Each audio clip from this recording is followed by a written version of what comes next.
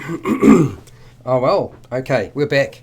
I have to say that, make it really clear, I don't generally like talking about alignment, but the conversation is coming up today because I'm going to share my views on it. So for those of you, thumbs down already. It didn't take long. Got one thumb up and one thumb down. That was very fast. I haven't even started talking. Okay, so I'm going to talk about alignments in a second, and I'll explain what I'm my message for today. And of course, my message is always a little bit different to what people are expecting. So we'll see how we go. Now you'll find the start time for this video down in the description once it gets published by YouTube. And normally what I do is I put it down there once it's published by YouTube, but it's going to get unlisted, the video. So as a result, what tends to happen is you can't access it unless you have subscribed to my channel, hit the bell button, and have turned on notifications. If you do those things, you should be able to access the live stream later on if you need to. Otherwise, you need to be a patron, because the patrons get access to all of the unlisted live streams. I do I release an edited version of all of my live streams later on, days later usually, and that's principally going to exclude the Q&A or questions and answers. So if you want the Q&A, you have to watch the live stream, and if you don't want the Q&A, you get the shorter version. So I chop the front and the back off those. Okay. Now, if you haven't been part of my live streams before, normally what I do is I present everything first, and then I open up for questions and answers and feedback. You know, if you've got feedback, by all means. I see there's already a little bit of feedback in the chat box. Kanoko, how's it going? Relux, how's it going? Okay, so let's crack into this. I'm going to show you a whole lot of slides as I'm doing this, and at the end you'll see my face. Okay, it just makes it easier for me to deliver the content if I use slides. All right, sound check is good. So grab a drink, some food, settle back, have your questions ready to go so that you don't get missed out, and let's start.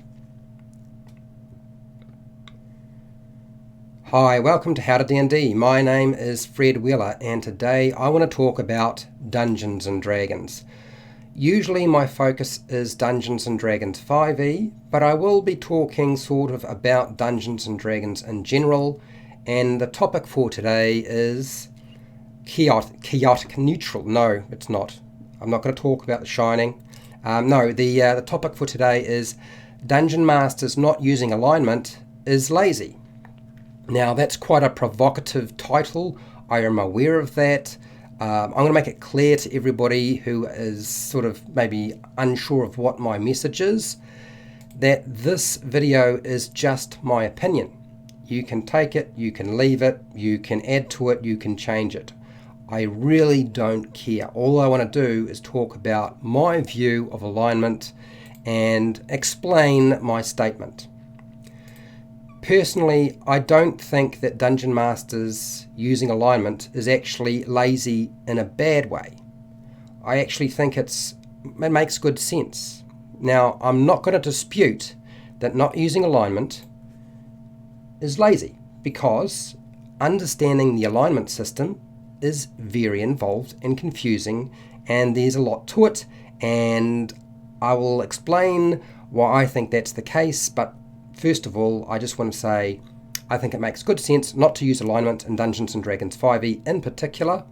I also think that, yes, it is a lazy form of dungeon mastering, and that's what I'm all about with these videos.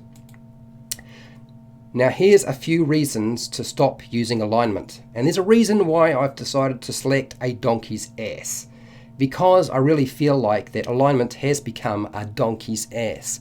Played Dungeons & Dragons long enough to know that there's a whole bunch of reasons why we should have just dumped it a long time ago and not waited for designers in Dungeons & Dragons 5e to decide to make it no longer relevant. So first, people arguing about alignment with usually no constructive results whatsoever that I've ever seen. In fact, I've seen it drive a huge wedge between dungeon masters and other players, and a wedge between one player and another player. And these conversations can go on for 10 minutes, 20 minutes, half an hour, or hours, eating into the really important aspect of the game, which is playing Dungeons and Dragons. And I know a lot of people will say that the nerd discussions about alignment are all part of Dungeons and Dragons. Bollocks. Bollocks to that. Number 2, alignment, as far as I can tell, and as far as I can tell in terms of its intention, alignment describes a character's past and present moral and personal attitudes with regard to their typical behaviour in the world. Now that's what's actually spelled out in the Player's Handbook for Dungeons & Dragons 5e. That might not be necessarily exactly what's spelled out in older versions of the game, but what does that mean? Well, that essentially means that whatever past actions and possibly present actions, because remember the present can change because it's happening right now, these are typical behaviours. That means they don't always act this way. Not every action they make is always going to follow this particular alignment. And I would like to point out that Joe Manganiello has a character who does exactly this. And frankly, Dungeons & Dragons 5e has a much better system in place now, which is the traits, personality traits, bonds, flaws, and ideals. I feel like that actually indicates what a character's like a lot more than something like alignment, where variation can be quite wide as far as I can tell. Number 3, the Player's Handbook doesn't say that it determines character actions. Nowhere can I see in the Player's Handbook does it say that it determines a character's actions. That seems to have been assumed. So why do so many people think that it does? I think the fault is certainly on the paladin. And not like, it's always the paladin's fault, but because in the past, the paladin was very much alignment driven. How you could portray your paladin was basically lawful good, and that was it. Or we could say lawful stupid, as some people would put it, but it's lawful good. And so that was very much part of it. But I have seen alignment used in really bad ways by players and dungeon masters, and it's essentially being used as a misunderstood straitjacket for a player. Now, there might be a good reason for doing that, but there's a better way to do that. It's almost as if somebody's decided to drop Dungeons and Dragons into the Matrix, and every character in there has got a code and must perform and act a particular way, and they can never change that. This code determines everything. And as we know, things can change. And in Dungeons and Dragons, there's a point to having things change. We have story development, but we have another thing called, it's called character development, right? Character development. That means that characters actually do things that help them develop. So number 4 is alignment can be in flux during a campaign. That means that characters change. As I said, it's called character development. If you've watched Star Wars, we know that Han Solo starts off essentially what seems to be chaotic neutral. But whatever you might view him in terms of alignment, it really doesn't matter because his character changes. Whether it's because of what he wanted or because Princess Leia brings out the best of him or his interactions with Luke Skywalker, who cares? Han Solo is not the same character at the end of Return of the Jedi as he was in A New Hope. So, character development. Now, Star Wars is not Dungeons and Dragons. I am totally aware of that. It is a predetermined story, but it's just to illustrate the idea that characters can actually change in Dungeons and Dragons. Number 5.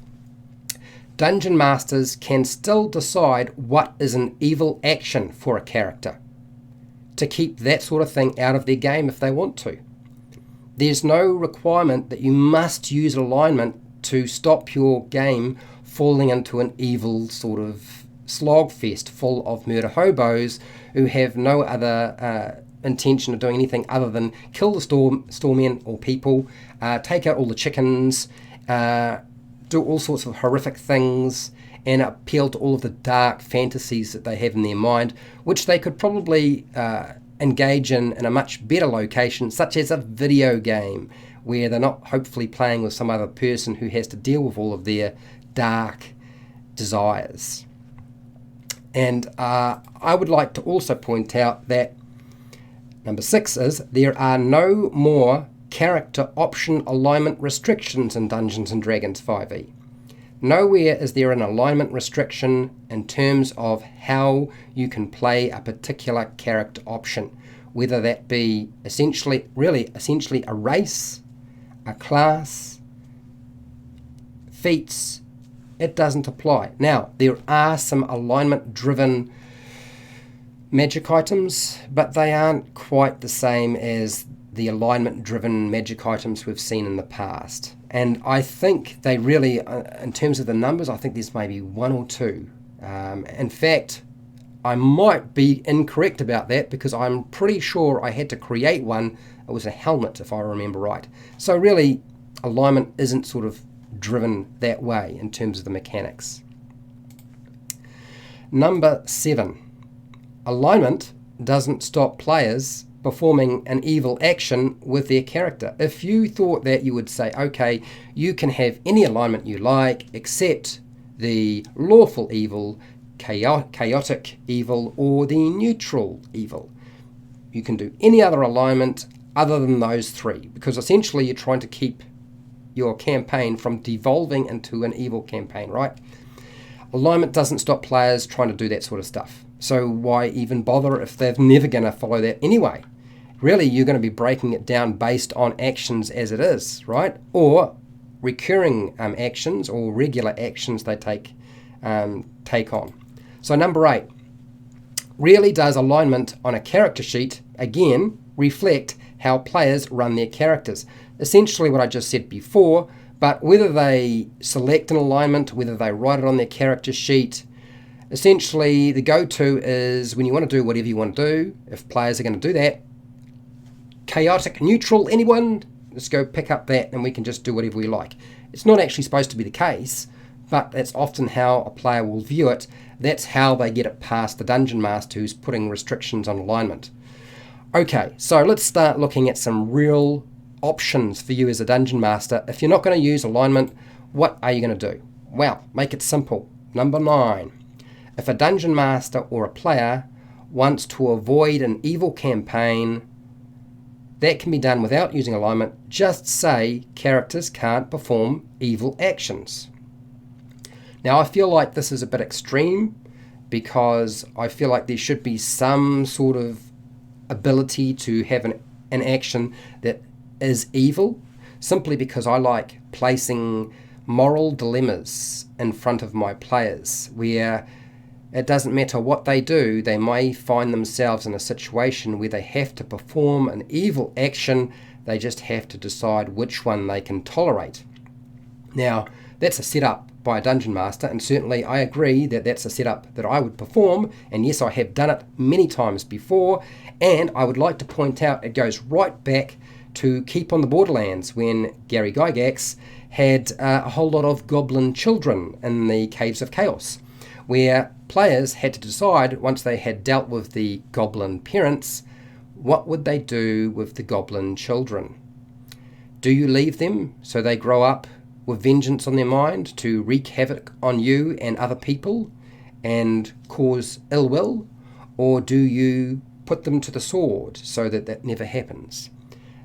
Essentially a moral dilemma, and I think it's actually a really good idea to have moral dilemmas in your campaign. But Dungeon Masters can determine what an action is that's evil. Now, I believe that Luke Hart over at the DM Lair, that YouTube channel, actually talked about this particular option. This is not what I use in my games. I broke it right down to the very bare bones of what I wanted out of my game so I didn't have to deal with hassle and make my life easier. And that is, last option, number 10. It is much easier to say you can't perform actions that will annoy another player, and I include the Dungeon Master. I am actually not that difficult in terms of what I will allow at my table. I am open to the idea that characters will perform good actions and evil actions, Okay, I have no real issue with that. What I don't want to do in my campaigns is have my players getting upset and angry and walking off because they don't like how somebody else is running their character. So I don't think that every character's action must be good. I just don't want the typical behaviour at the table for that character to be evil. And I want them to take into consideration how the other players feel about the actions their characters are taking. That is really essentially the only thing I've ever worried about, and it's worked out pretty well for me, I've found so far. Now, if you've been scouring YouTube looking for alignment, I'm hoping that you've already seen Matthew Colville's video on alignment. He also gives you some examples, but the very first video that he did called Alignment is certainly worth your time. If you're looking to sort of expand your skills and repertoire with regard to being a lazy dungeon master, then Sly Flourish has a book called Return of the Lazy Dungeon Master. It's got lots of really good advice in it. Yes, there will be a link down in the description, which you're welcome to go and check out. If you found all of this useful, I have actually a number of videos on how to be a lazy dungeon master. There's a play series called basically The Lazy Dungeon Master, and you're welcome to go and check those videos out if you want to. If you want to support the channel so I keep doing more videos like this, I have a Patreon page, I have affiliate links to the book depository and Amazon down in the description if you want to use those, and I have a merchandise shelf. Make sure to share, like and subscribe, hit the bell button to be notified when I go live and when I publish new videos, and hey, till next time, keep rolling those 20s.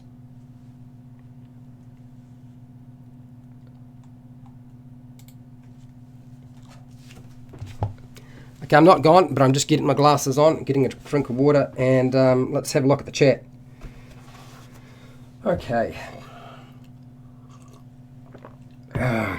I'm sure somebody's going to say, Fred, you really should have put in the title a question mark, but I don't disagree that not using alignment is lazy. I think it is lazy, but I don't think that's a bad thing. I consider it a positive output for both players and dungeon masters. Let's get right to the crux. Nobody really cares about all the other stuff. The only thing that they care about is evil actions and good actions. That's it.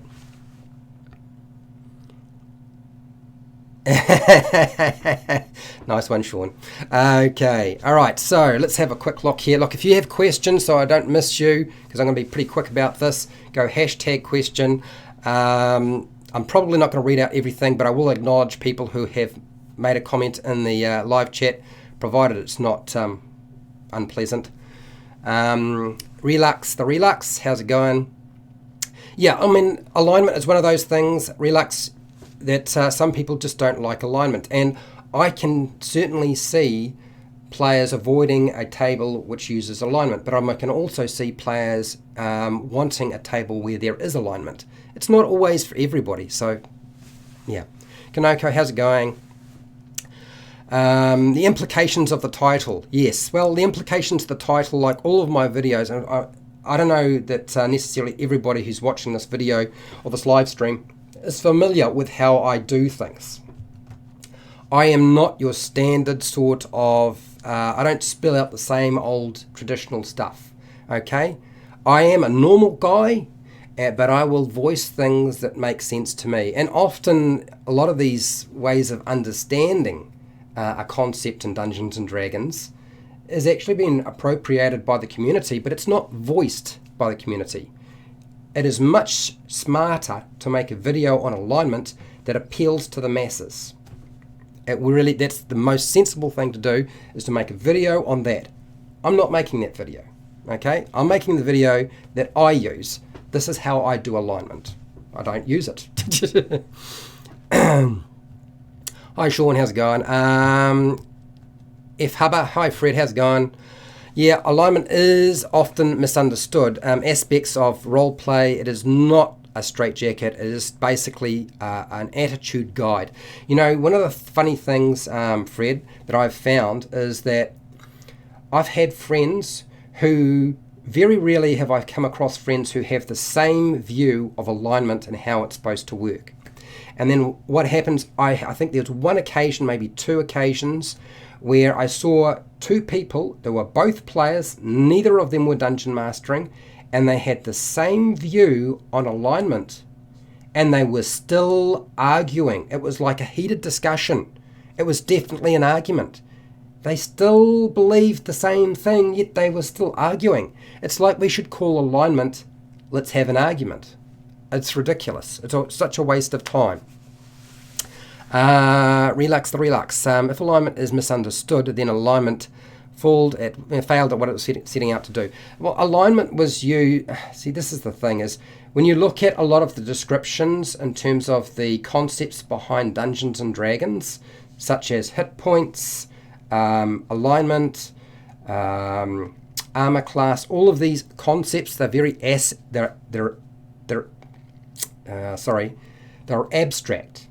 They're abstract concepts. They are created. And most of those concepts were well described in the very first printing of the Dungeons and Dragons books. But over time, due to word count and because we're dealing with a modern age and, new designers come along, and it's not coming from Gary anymore or David Anderson, so people change stuff and they leave stuff out and they make adjustments to those things, and therefore confusion. But there's always been misinterpretation with regard to all those sorts of concepts. When you think about something like Christianity, the 10 Commandments have never changed. They've always been the same, and they're still the same, and yet people have completely different views on how they should be put in practice. And this often is exactly the same for a lot of the other spiritual beliefs that exist around the world, and that's how we wind up with religion. And essentially, alignment is very, very close to the concept of religion, or just trying to describe that. Hi, Aaron, how's it going? Yeah, it's been it's getting rough because of the change in the weather. I'm still dealing with spring, so still hard to sort of keep my voice together.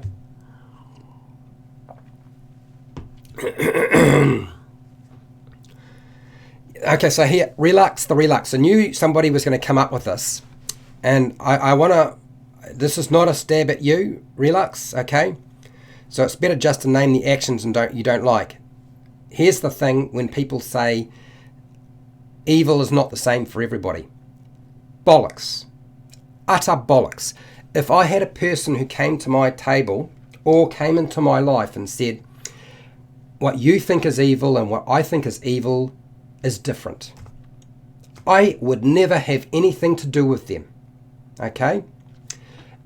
You would probably, if that's the thing you had to deal with in terms of another person, you would never have to deal with that, because that is a statement usually put forward by somebody who particularly engages in actions that are extremely evil.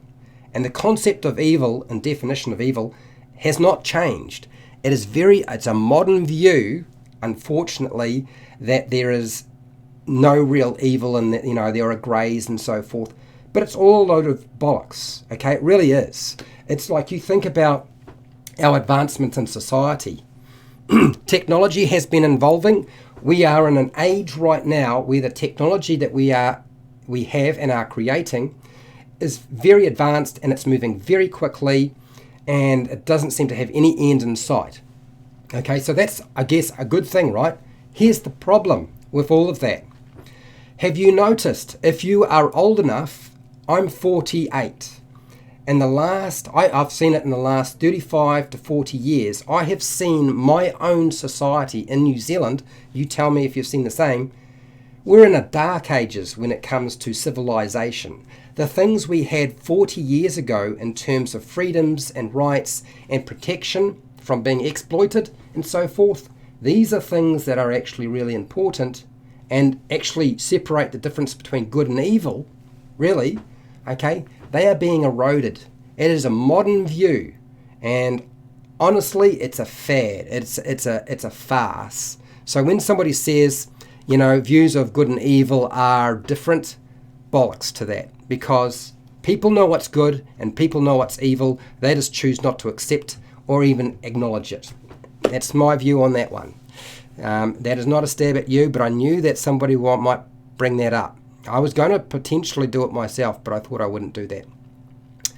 I would see if somebody else would bring it out. Okay, Fred, what do you got here? It's misunderstanding because of it's not being really used for a long time. It's not just that. It's not something that's intuitive. Alignment is not intuitive. People don't look at the world in terms of alignment. You know, people look at the world in terms of what is a good action for people and society, and what is a bad action for society and people. Okay? Sometimes you might view it in terms of harm and not doing harm. One of my majors, or one of the topics that I studied a lot when I was doing my bachelor's degree is actually philosophy, not just psychology, but philosophy. So I know what I'm talking about, and there are lots of sort of views on that, but there is a distinction to it. Alignment is not intrinsically easy to understand because it is outside of the norms in terms of the vocabulary that people use. It is very much a Dungeons and Dragons concept. Yeah, alignment does fail to achieve what it was set out to do. Okay, Aaron. My players need to justify why their characters think it is okay to murder hobo. Okay, and sometimes their perspective of lawful good characters overrides what is good in the world of laws. Yeah, so again, when you think about the murder hobo, a murder hobo is, I mean, it's not a good thing. If you had somebody who went around and killed other people and took their stuff, would you consider that evil? Or would you consider that good? I guarantee you, the only time it would be considered a good action is if you were the person who was doing it. Okay? But otherwise it's not. You might feel you have a legitimate reason for doing it, but it's still an evil act. And the concept between evil and good has to do with harm. And that's where you've got to start breaking things down. But we're not going to have a conversation on that because it would take way too long. Way too long. What do we got here? Did I miss a whole bunch of stuff here? I did. There's a lot of chat in here. I'm going to have to speed on through a bit faster, eh? Fred, it's like a director instructing an actor about the attitude of a character they are playing on a TV show. Yeah, but a director is actually telling them how they have to actually perform. So alignment isn't really a director. If anything, alignment is a description of what they have done in the past. And it might also be the present, but it might not. But certainly it's an indication or a summary of what they've done in the past. This guy says puppies from drowning helps old ladies across the street. Think Boy Scout. What would he do? Exactly. Yeah, it isn't actually difficult to understand the concept between the two. We used to assign alignment to a PC and players had to do 40 years ago. Yeah, and it's... I know where you're going. Where I'm going with that, Fred. I know exactly what you're going with. I remember a friend of mine who was playing a paladin, and some of the members in the party would perform actions that did not fall into sort of what our dungeon master viewed as lawful good. And he took away all of the paladin's powers because he did not stop the other character from doing it. The problem is there wasn't just one other character, there were 3 other characters who were doing this. And he said, well, you should have had your character leave the party, and so he's like, yeah, but I wanted to play paladin. What am I supposed to do with this? How am I supposed to control the actions of 3 other characters? A straight out fight, we wind up in PvP. So it was a bad situation made worse by the alignment system. It is much easier to understand the concept between good and evil than the alignment system. What's that, Ross? TMNT had a system that was pretty good at laying out alignment. Okay, I'm not very familiar with that game system. Yeah. Okay. Kanoko, how are you today? Well, I'm doing all right, Kanoko. I'm really tired because I've done a lot of gardening, but that was yesterday and the day before. Potato. Toodles, potato. I love it. I'm trying to fathom what the message is, but I'm assuming that it has to do with a potato. Something else. Yes, use something else. All right, Aaron, use alignment. Yeah, so Aaron, you don't use alignment unless the item says it must be used by a certain alignment. Yeah, I think I rewrote a piece of equipment. It was a helmet, and when I gave the instructions to my player and they were reading it, because it was an old item and it was very much tied, because I take old adventures tied to the alignment system, I said, all you have to do is try to do as many evil actions as you can without the party killing you and without you being discovered. And he's like, okay, I can do that. And that's what he did. Most play chaotic neutral regardless of what is on the paper. Yeah, it is the... I've played chaotic neutral. I know what the story is.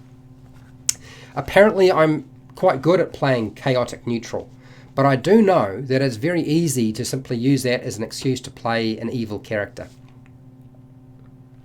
Toodles, you remind me of me. Do I?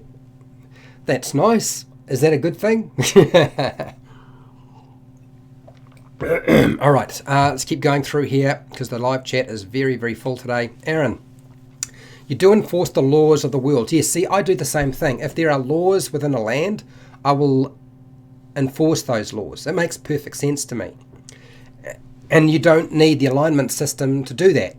It can actually be separate. You know, the concept between law and good and evil, they're not the same things.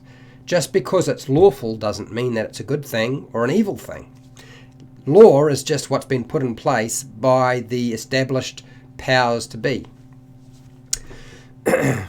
So yes, there are always going to be consequences for breaking the law. And I agree, you absolutely should have something like that. Kanoko, consent is important, even in D&D, if two players. Yeah, absolutely. And when I say player, I also refer to the Dungeon Master. I know a lot of people will say, yeah, but what, you got a stalemate. Nobody's ever going to agree on what is actually going to take place at the table, and I don't actually get to play my own character. Nonsense. I can guarantee you I've done it for years, and I actually had fewer problems. In fact, the players at my table, when they start talking about alignment and how I prefer to have my game played, and that is, as long as you don't annoy the other players and you don't annoy me, we're all good. Go from there. Honestly, it's been sweet as. It has been so easy. I wish somebody had told me that's all I need to tell people when I started off. If I'd been told that, it would have made life so much easier. Hi Matt, how's it going?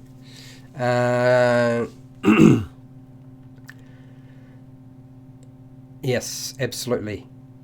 Kanoko, yeah, absolutely right. And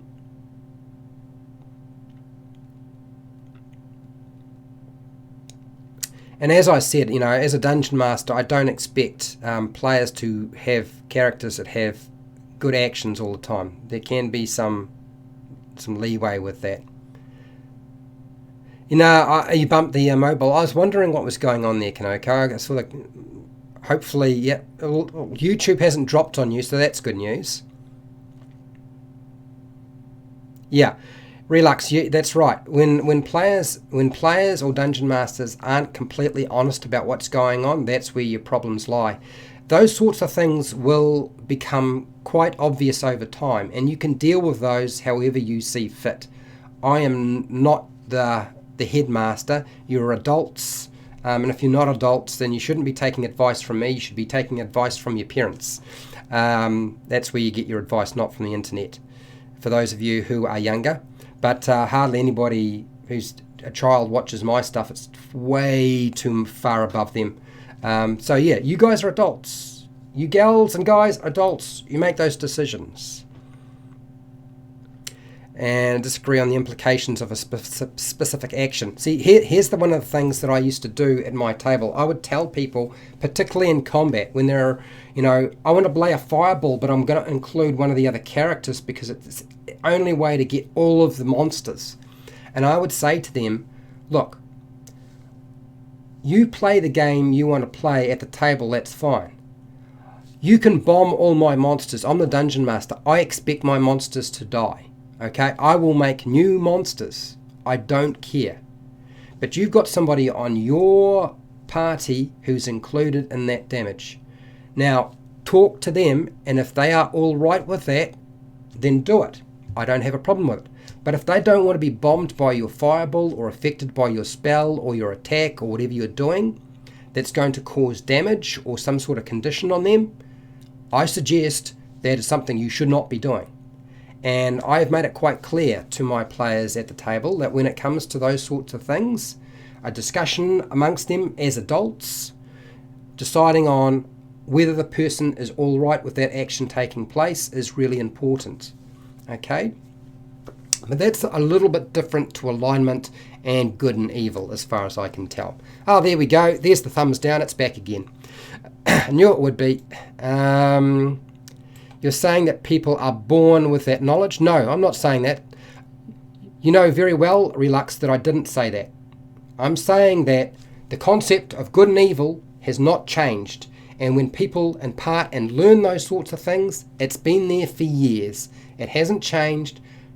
And people who put out that, I'll tell you right now, it's nonsense. It's bollocks. Okay? I am not a PC person. For those of you who have not figured it out, I work with people with brain injuries, mental health injuries, and disabilities and disorders. I work with people with physical disorders. I work with people who have behavioural issues. Okay, I teach them vocational skills and I help them through their life.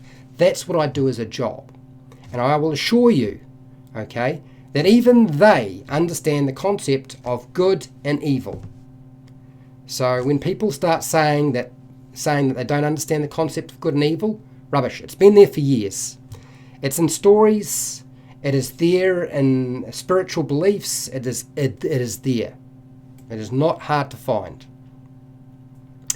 Pearsham, make sure you smash the like button, or like the smash the like button, one of those.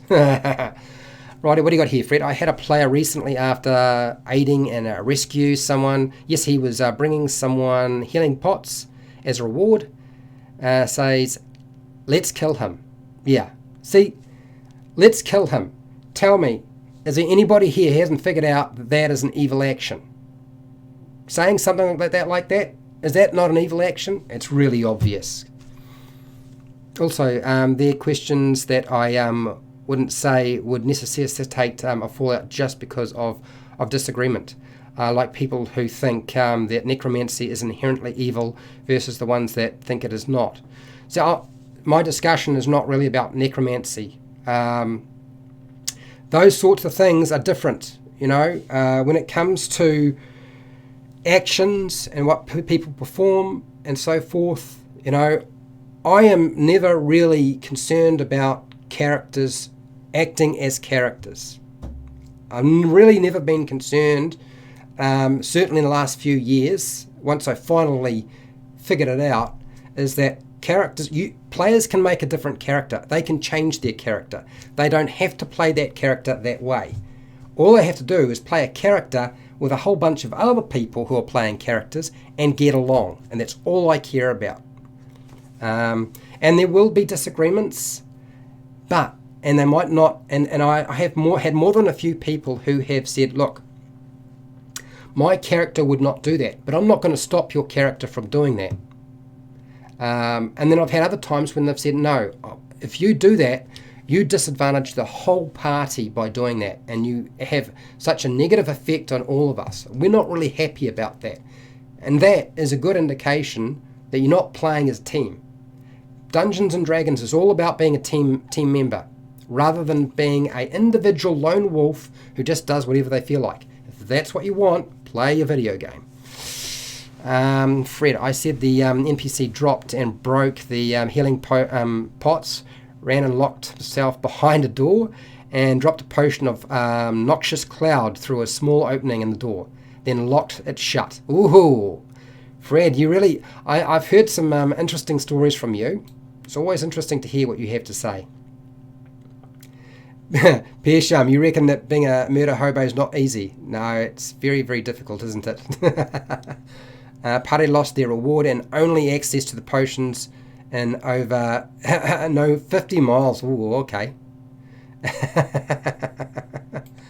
Teenage Mutant Ninja Turtles. Oh, there is an RPG called Teenage Mutant Ninja Turtles?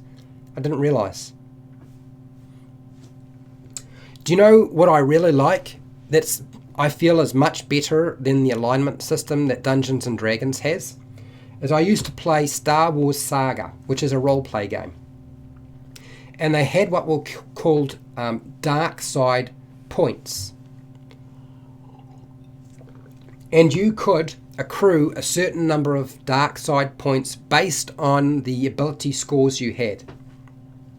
I think it was based on wisdom. So if you had a 12 wisdom, you could have a total of 11 dark side points accrued from the actions your character performed and still be classified as a good person.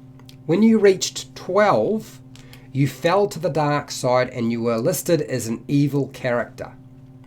And it spelled out, and honestly, it looked very much like most other spiritual beliefs. It was almost as if they just taken all of that and just wrote it down. And the list was pretty specific. It was pretty easy to follow. And that actually felt like it was made much more sense. I really liked the Star Wars Saga dark side points. The only thing I disliked was the atonement. You could get rid of a dark side point by basically having some downtime, which I felt was just too easy. I felt like that was a cop-out. So if you get rid of the alignment changing stuff, because, you know, the things you do over your life, and it should still apply to a character, they don't go away. They do stack up and they still sit with you. They are not things that go away. So, and I'm sure there's a point where there is no return. I mean, there in the concept, for example, of Darth Vader and redemption, even after all of these horrible things that he's done, that's a story. But when you think about people in reality, it's a bit different. Dungeons and Dragons is not reality, it is fantasy. So how you see that and how you want to apply it is up to you. So the Teenage Mutant Ninja Turtles system broke alignment into types of actions someone would tend to do. For example, a PC would never torture the PC. Right, okay. So torture would be an evil action, right? So hurting somebody, an evil action. Whether there was a good reason for doing it, because you needed to get information out of them, it's still an evil act. Yeah, makes sense to me. Pilgrims in the Holy Land. Okay, what else we've got here? People still use alignment. There are still people using alignment. Yes, absolutely. Fireball. Yes. Thank you, Pearsham. All right, let's. Oh, we've got a.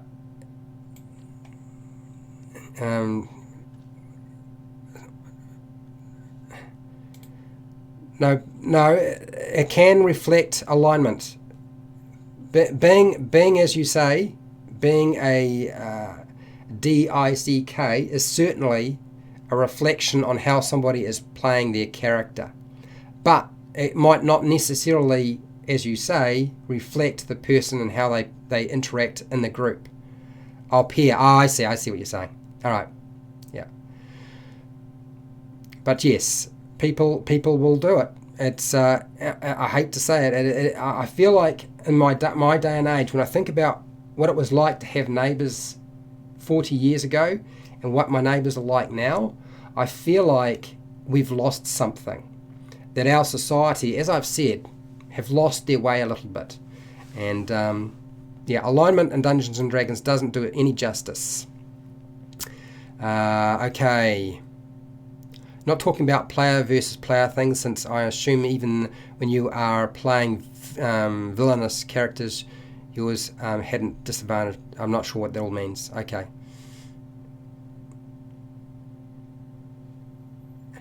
You've got to take the concept of that away from being bad or beneficial to the party. It's not about being bad or beneficial to the party in terms of good and evil, but when you're talking about annoying another party member, that's not a difficult thing to figure out. Trust me, I've seen it in practice. It's actually very, very simple.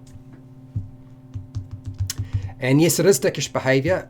And it may not necessarily be assigned to alignment with your character, but it is certainly how a person is portraying their character. And that's really, this is the thing, is people assume that alignment determines a character in so many different ways. If a necromancer had used skeletons as litter bearers for an NPC he was keeping alive, because he is a good necromancer and no cleric was available. Stirrer. So, as I said, I don't want to get into a conversation about necromancy, okay? Because that's not really the topic for today, all right? And I would like to make it clear that if you think in terms of necromancy and bringing something that was dead alive again, there are very few faiths or spiritual beliefs that consider that not to be an evil action, particularly if the body that has been brought back to life no longer retains the spiritual essence anymore. So when you raise somebody from the dead and you resurrect somebody, that is very different to bringing a zombie to life or a skeleton, which has the essence of something that is evil. So there is a difference between them. Okay. All right. Good. A nice twist versus the aspect. Dear. Yeah. I mean, I've said it. DMs not using alignment is lazy, but it's actually quite smart as well. So here's the thing. It would be, Relux as an example, you're saying reusing bodies would be an incredible to reducing manpower necessary for farming. It would be wonderful if we could take people who were at the bottom of the food chain in terms of society and put them to use on a farm. Do we remember what that was? That was called slavery. Okay?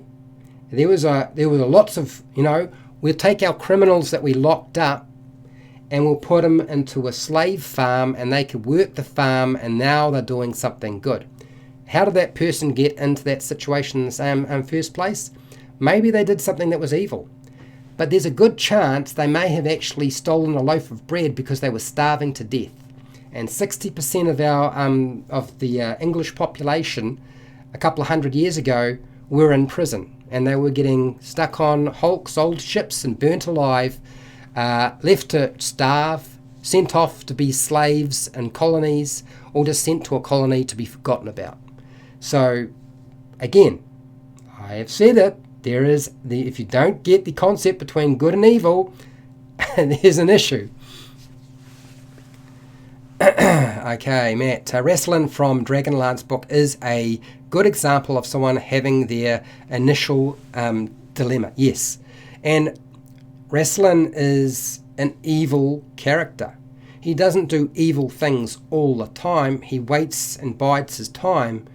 But he's certainly an evil character. He's done enough to warrant that being the case. Right, so, okay,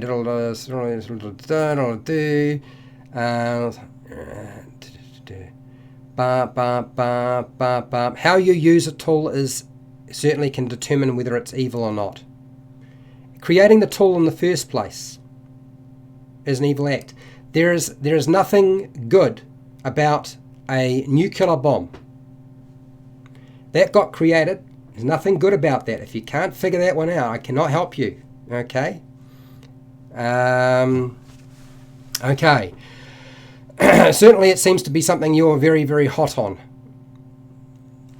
Okay, I think that's it. We're done. I am going to take off. I will accept the thumbs down. As I've said before, I just lay it out and break down things in simple terms. And that's all I've tried to do with this video. Okay? All right. We are done. So, here we go. So, wherever you are in the world, whether it be the night, morning, afternoon, early morning, make sure to look after yourself and your friends and your family. Hey, even your neighbours, remember? Your neighbours are important as well, the people that live beside you. And till next time, keep rolling those 20s.